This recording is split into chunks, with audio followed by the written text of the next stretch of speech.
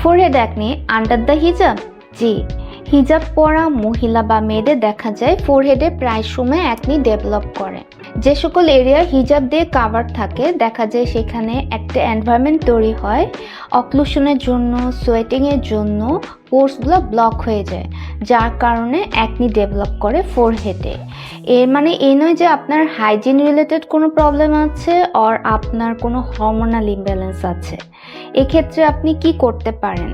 প্রথমত number 1, choose করবেন ব্রেথেবল fabric, either cotton or ভয়েল বা যে কোনো ব্রেথেবল ফেব্রিক যেখানে এয়ার খুব ভালোভাবে পাস করে।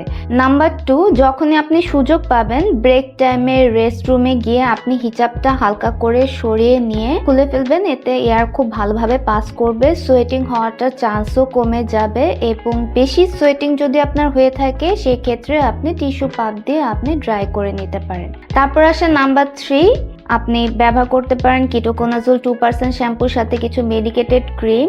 আপনি রেগুলার ইউজ করলে ফোরহেড অ্যাকনিটা আন্ডার কন্ট্রোল হয়ে আসবে কমপ্লিটলি এবং আপনার স্কিন স্কারিং অর পিগমেন্টেশন থেকে রক্ষা পাবে।